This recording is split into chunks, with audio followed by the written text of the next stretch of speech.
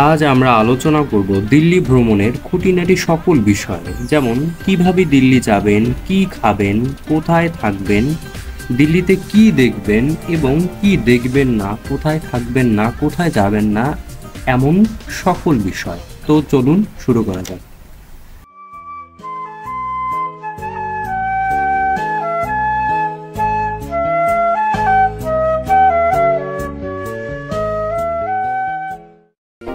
ভারতের কেন্দ্রশাসিত অঞ্চল দিল্লি বিশ্বের বৃহত্তম মহানগরীগুলোর মধ্যে অন্যতম। প্রায় 11 বার বিভিন্ন শাসকের সাম্রাজ্য বিস্তার করা এই ব্যস্ত ও জনবহুল শহরের প্রতি কোণে ছড়িয়ে ছিটিয়ে রয়েছে ইতিহাস ও ঐতিহ্যের ছাপ। সেই সাথে মুঘল আমলের বিভিন্ন স্থাপনা দিল্লির সংস্কৃতিকে করেছে আরও সমৃদ্ধ। তাই তো দিল্লির জামে মসজিদ, ঐতিহ্যবাহী বাজার, চাঁদনীর চক, কুতুব মিনার এবং বিভিন্ন সম্রাটদের সমাধিসহ বিভিন্ন দর্শনীয় স্থান দেখতে প্রতি বছর লক্ষ লক্ষ পর্যটক দিল্লি ভ্রমণে আসে। দিল্লিতে গরমের সময় অসহনীয় গরম আর শীতের দিনে কনকনে ঠান্ডা। তাই খুব ঠান্ডা ও গরমের দিনগুলো পরিহার করে দিল্লি ভ্রমণ করা উচিত। সেই ক্ষেত্রে ফেব্রুয়ারি, মার্চ, অক্টোবর ও নভেম্বর মাস দিল্লিতে যাওয়ার জন্য সবচেয়ে ভালো সময়। আর পূজার সময় দিল্লিতে গেলে ভিন্ন এক শহর হিসেবে দিল্লিকে আবিষ্কার করতে পারবেন।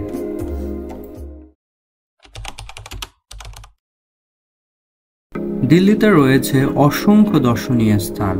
পায়ে হেঁটে ঘুরতে চাইলেও অনেক দর্শনীয় জায়গা দেখতে পারবেন, যেমন Indian gate, red fort, Jama Masjid, Qutub Minar, the national museum, Humayun tomb, চাঁদনীর চক, ন্যাশনাল জুলফিকার পার্ক সহ আরও অনেক দর্শনীয় স্থান।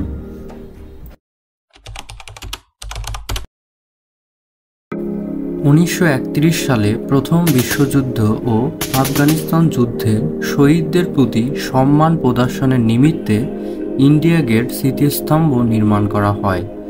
সন্ধ্যার আলোতে স্মৃতিস্তম্ভটি সবচেয়ে সুন্দর লাগে। ছুটির দিনে অনেক পরিবার এখানকার উদ্যানে পিকনিক করতে আসে। রিপাবলিক ডেতে অনুষ্ঠিত ইন্ডিয়ান গেট প্যারেড ভারতের একটি অন্যতম মর্যাদাপূর্ণ অনুষ্ঠান, যা না দেখলে প্রকৃত গাম্ভীর্য বোঝা সম্ভব নয়।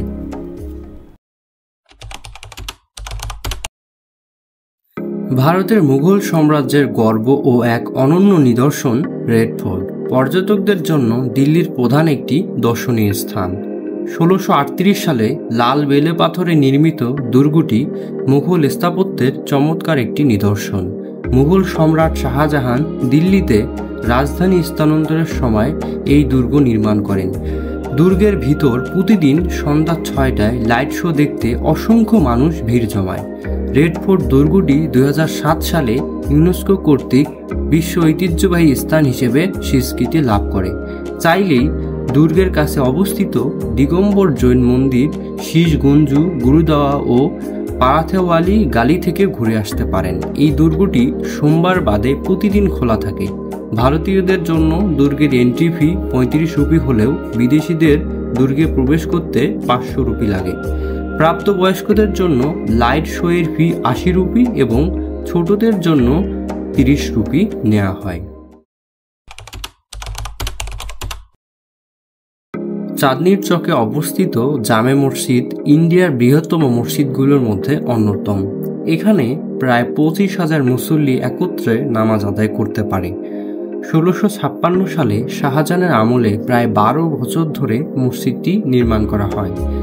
মসজিদের 3টি গেটওয়ে, 4টি টাওয়ার এবং 40 মিটার উচ্চতা বিশিষ্ট একটি মিনার রয়েছে। জামে মসজিদে প্রবেশ করতে কোনো অর্থ খরচ না হলেও মসজিদের মিনারের উপর উঠতে অর্থ ব্যয় করতে হয়।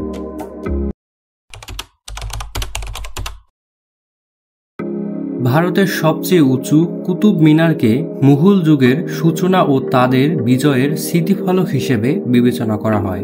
70 মিটার উচ্চতা বিশিষ্ট 5 তলা মিনারটি কুতুবউদ্দিন আইবেকের হিন্দু সাম্রাজ্যকে পরাজিত করার পর নির্মাণ করা হয়েছিল। মিনারের উপর থেকে চারপাশের চমৎকার দৃশ্য এড়িয়ে যাওয়া খুব কঠিন। এছাড়াও ভারতের সর্বপ্রথম মসজিদ কুতুবুল ইসলাম এখানে অবস্থিত।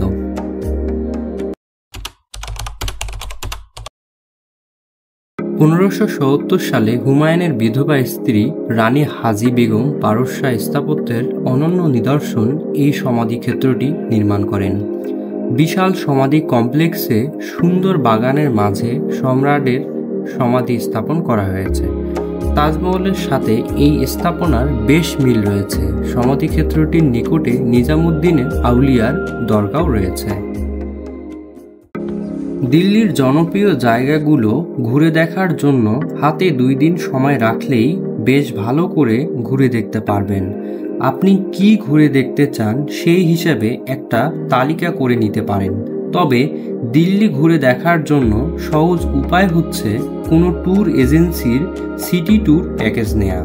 ডে ট্যুর প্যাকেজ নিয়ে দিল্লি ঘুরতে পারবেন। এই জন্য আপনি যে হোটেলে থাকবেন তাদেরকে বললেই কোনো ব্যবস্থা করে দিবে।